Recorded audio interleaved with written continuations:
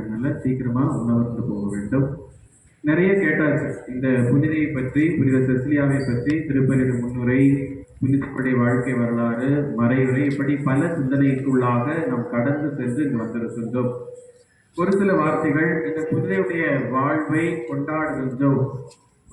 மொத்த கத்தோலிக்க திருவையும் இந்த இந்த புனிதையுடைய திருநாளை பங்கு திருவிழாவாக கொண்டாடி கொண்டிருக்கின்ற வேளையிலே இந்த புனிதையுடைய வாழ்வு நமக்கு எதை கற்றுக் கொடுக்கிறது என்றால், புனிதை தனக்கு இறைவன் கொடுத்த அந்த வரம், மாபெரும் கொடை.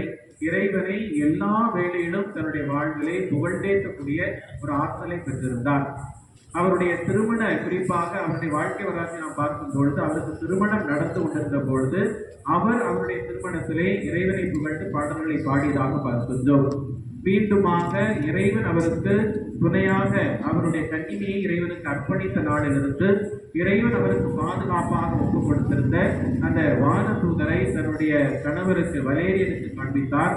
அதன் விளைவாக வலேரியனும் மனமாற்றம் அடைந்து கிறிஸ்துவ நம்பிக்கையை தழுவியதாக அவருடைய வாழ்க்கையில் பார்க்கின்றோம்.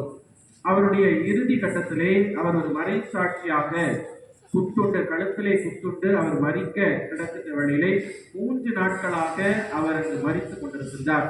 இந்த நிகழ்வை பார்க்கும் பொழுது ஆண்டவர் இயேசு கிறிஸ்து அந்த சிலுவையிலே தன்னுடைய உயிர் தியாகம் செய்து கொண்டிருந்தது போல 3 நாட்களாக அவர் தன்னுடைய அந்த அந்த இறக்கும் தருவாயினுடைய 3 நாட்கள் அவர் மடித்துக் கொண்டிருந்த பொழுது பல பாடல்களை, அந்த வேதனையிலும் துன்பத்திலும் பல பாடல்களையும் புகழ்ச்சியுரைகளையும் இறைவனுடைய மகிமைக்காக எடுத்து கூறியதாக அவருடைய வாழ்விலை நாம் பார்க்கின்றோம். எனவே அன்பானவர்களை, இந்த ஒரு திருவிழாவை கொண்டாடுகின்ற நாம் நம்முடைய பங்கு தளத்திலும் நம்முடைய ஒவ்வொருவருடைய வீட்டிலும் இறைவன் நமக்கு கொடுக்கக்கூடிய ஒரு அன்பு கட்டளை என்னவென்றால், நம்மால் முடித்தவரை நாம் திருப்பாடல்களை பாடி இறைவனை மகிமைப்படுத்த வேண்டும்.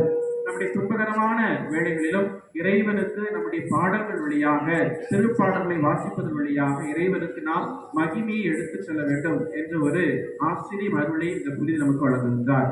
எனவே இந்த நாளில் நாம் ஒரு உறுதிமொழியை இந்த புனிதனுடைய திருவிழாவை நினைவுகூறும் விதமாக எடுத்துக்கொள்வோம். எல்லா சூழ்நிலையிலும் உங்களிலும் உங்களுடைய பிள்ளைகளிலும் இந்த திருப்பாடலை தியானித்து கற்றுக் கொடுங்கள். அப்படியானால் நாம் வாழ்விலை சோர்வடையும் பொழுதும், நமக்கு நன்மைகள் இறைவன் கொடுக்கும் பொழுதும், நம்முடைய வேண்டுதல் நிமித்தம் நமக்கு தேவைகள் ஏற்படும் பொழுதும் நாம் அதற்கு ஏதுவான விதத்திலே திருப்பாடல்களை பாடி இறைவனை மகிமைப்படுத்த முடியும். எனவே உங்கள் ஒவ்வொருவருக்கும் இந்த நாளில் குறிப்பாக நம்முடைய பங்கு தளத்திலும் நம்முடைய கிளை பங்குகளுக்கும் இருந்து இறைவனுக்கு தங்கள் பாடல் மூலமாக மகிமை செலுத்தக்கூடிய ஒவ்வொரு பாடகர் குழுவினருக்கும் என்னுடைய மனமார்ந்த வாழ்த்துக்களையும் இந்த பெருவிழாவினுடைய வாழ்த்துக்களையும் தெரிவித்துக் கொள்கின்றேன்.